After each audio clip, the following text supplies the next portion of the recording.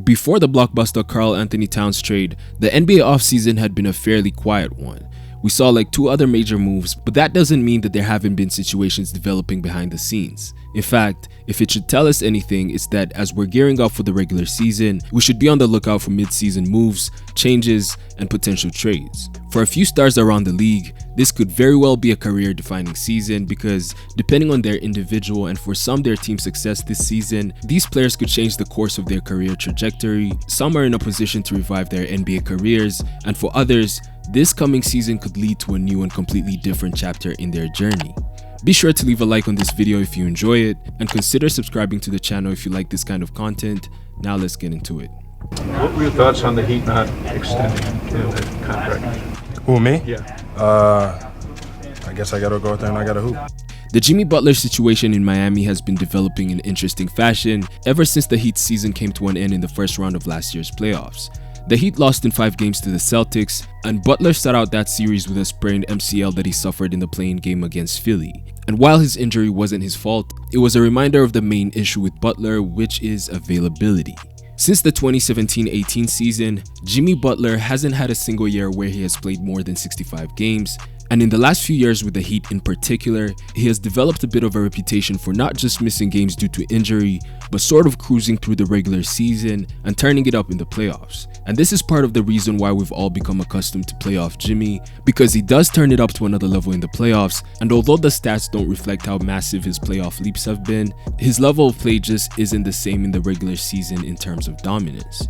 And while it's fun to watch the Heat pull out some shocking playoff victories, have finals runs and huge series that have gone down to the wire, when you really take a look at it, they haven't gone into most of those playoff series as the higher seed, and they've had to rely a lot on being the scrappy underdog and the Jimmy Butler heroics. In the Butler era, they've only been a number 1 seed 1 time, and for the rest of those years they were 5th or lower. And in the past 2 seasons, the Heat have finished at the 8th spot. So there hasn't been that stretch of consistent dominance that you would expect from a championship team in the regular season, and now it has become clear that Pat Riley and the Heat front office are demanding more from Butler. Jimmy Butler was eligible for a 2-year $113 million extension going into this offseason, but Miami didn't offer it. And since he'll be a restricted free agent next summer, Miami is pretty much saying that they're not afraid of letting him go in free agency, and there's obviously that possibility of a mid-season trade if the Heat don't see a future with Butler, which all makes sense when you consider that Butler is 35 with injury history, and with the Heat having a young star that they could build around in Bam, along with Tyler Hero, you see that Jimmy Butler just doesn't have much leverage in this situation, and there aren't many teams in the league willing to pay more than $50 million a year to a guy who is always injured and nearing the end of his prime. But Butler has expressed that he wants to stay in Miami, so if he can stay healthy throughout the regular season and help Miami land somewhere in the top 3 to 5 spots in the East, there shouldn't be much of a reason to expect him to leave. But if he has another season that gets cut short due to injury, and if the Heat go on to have another subpar season, a Jimmy Butler trade and the end of his time in Miami could be just around the corner. Kyle talked about how he didn't feel like you were the Jordan Poole he knew you were last year. Yeah. What does that mean to you, and what does it look like for you to get back to the Jordan Poole you are? I mean, he never left. I mean, he's still here.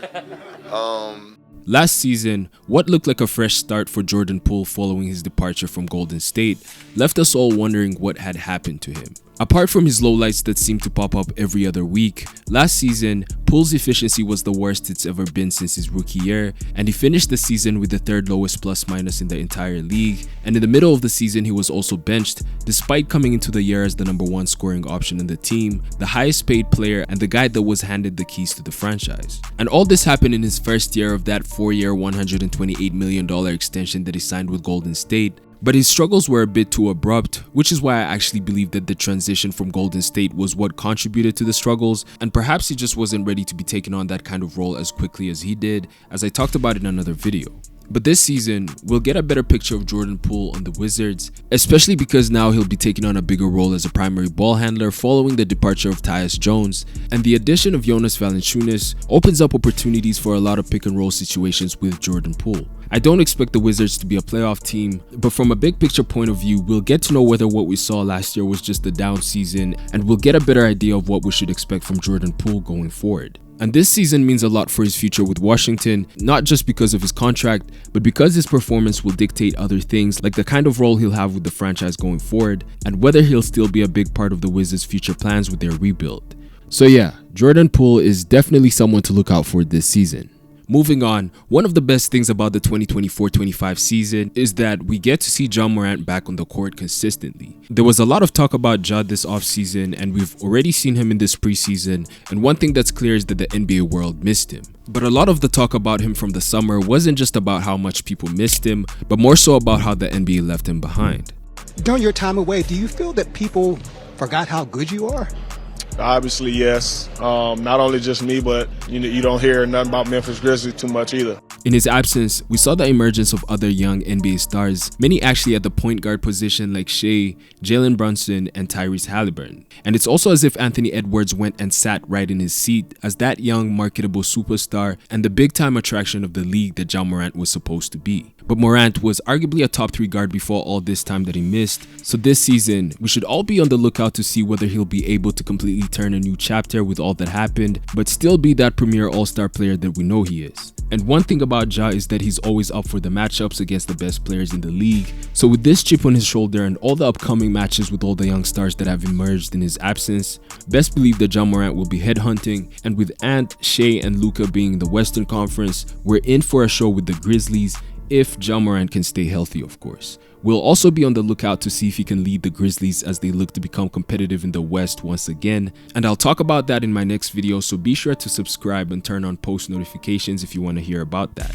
But Ja Morant is definitely going to be a player to keep an eye on this season. Another young star who seemed to have been a little bit forgotten by many NBA fans before this preseason is LaMelo Ball. He came into the draft as a 3rd pick behind Anthony Edwards and James Wiseman, and he was developing just as fast, if not faster, than everybody else in that draft class. We know this because he was named Rookie of the Year, and just 2 years into his NBA career, he was selected as an All-Star, which made him the first player in his class to receive those honors. And around that time, he and Edwards looked like a legit budding rivalry. But in the seasons that followed his All-Star year, we started to see those ankle injuries get the best of him, leading him to play just 36 and 22 games respectively. And since that time, more young stars from his class have taken huge leaps, beginning with Anthony Edwards, but we even see it with other point guards from his class like Tyrese Halliburton, Tyrese Maxey, and you could even put other players like Desmond Bane in that conversation. But these players having a bigger impact than LaMelo in the last few seasons hasn't been because they're necessarily better than him, but it's simply because LaMelo has been unavailable.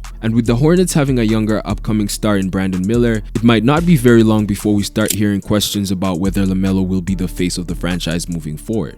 With LaMelo, there's also been a lot of criticism for his defense and efficiency, but all of these issues can only be addressed if he's available, and LaMelo has already reminded us of what he's capable of in this preseason, so there's no doubt that LaMelo is still that talented player that we saw from a couple seasons ago. But going into the regular season, the health factor is going to be very important for him, because if he suffers another serious injury, that will be 3 seasons in a row of inconsistent availability, and you don't want that because then he'll be known as an unreliable piece to build around. Now, I wasn't going to include Ben Simmons in this video, but he's kind of forced his way into the conversation because of the comments he made about how this season is going to be different for him. I think people forget, me as a player when I'm healthy. I could play basketball. I'm pretty good, right? So. And of course, many NBA fans are not buying this because for those who might not know, early in his career, Ben Simmons became notorious for taking videos of his off-season workouts that made people think that he was going to finally add a jump shot to his game, only for him to come back in the years that followed looking exactly the same and actually slowly regressing over time. But like a lot of the players I talked about already, Ben Simmons also has an availability issue. The last time he was somewhat present for a full season was in 2021, but we know how that ended. After that, we saw him go through that whole saga with Philly, and he followed that up with a season where he posted career lows in minutes, points, rebounds, assists, and free throw percentage. And in the year after that, we saw another dip in points and assists. And in his first 2.5 years in Brooklyn, he played a total of 57 games out of a possible 191. And if you break it down, you find that out of all the players in the NBA, no one has more earnings per games played than Ben Simmons, which shows that no one has collected more checks from the bench than Ben Simmons. But this time, in addition to Ben Simmons telling us to expect a great season from him, his trainer also came out and said that he's better now than he was in his All-Star seasons. And although most fans are not buying it, I'll give him one last chance, because one thing that has flown a little under the radar in the midst of this whole Ben Simmons saga in the last couple of years is his back injury, which started out sounding like a cop-out from playing games back when he was in Philly and then later on in Brooklyn, but you could actually see a difference in his explosiveness, which showed that the injury was actually real. But now that his camp is saying that he's back to full health, it leaves no excuse for Simmons not to perform at a high level and at least increase his averages to double digits, especially with him being on the Nets, where he's expected to be a key piece. So for Ben Simmons, I view this season as his last chance to really prove to us that he's not a bust, and most importantly, that he actually cares and wants to play in these games. Now, in this video, I could have included Zach LaVine and Brandon Ingram, but their situations are mainly because of their contracts and how their market value just doesn't match their production. So teams are pretty much not willing to pay them the amount of money that they're asking for. So it's less about what they can and can't do on the court and more about finding the right situation. So it's a little different from all the other guys I talked about. But if that's something that you're interested in, let me know in the comments so I can make a video about it. But that's it for this video. Those are just some players who need something to change in this season. Let me know if there's anyone I didn't mention. I'm pretty sure there's more players around the league. Also, let me know why you think they belong on this list. Be sure to like and subscribe to the channel. Until next time, peace.